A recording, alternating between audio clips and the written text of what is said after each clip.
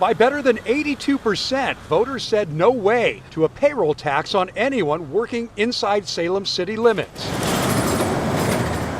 In Oregon's capital city, the city council narrowly passed the tax plan that would have raised about $28 million a year to add to a strapped budget. But clearly, this is not a plan residents liked. Neither did Oregon Business and Industry, a statewide business advocacy group. Its director of political affairs was the chief petitioner of the referendum to vote the tax plan down. Voters sent a very clear and decisive message, which was that they do not support a complicated, convoluted, and frankly too costly tax increase. They spoke with a very resounding voice, and one that should really echo across the state. City leaders say without more money, everything from homeless services to eventually police and fire services would need to be dramatically cut. Salem city manager says they anticipated the payroll tax vote outcome, but it was more lopsided than he expected. I was surprised, but again, we've been planning for a no vote and anticipating that, and I think we're well positioned to move forward now. That means starting a new process in 2024 to involve the community, working out what they're willing to pay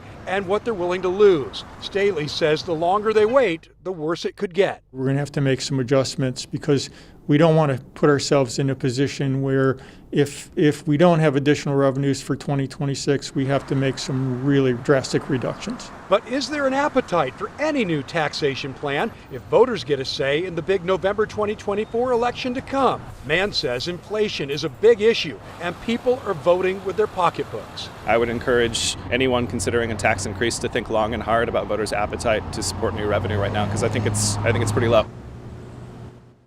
And obviously, some people did support this payroll tax. Save Salem campaigned for it.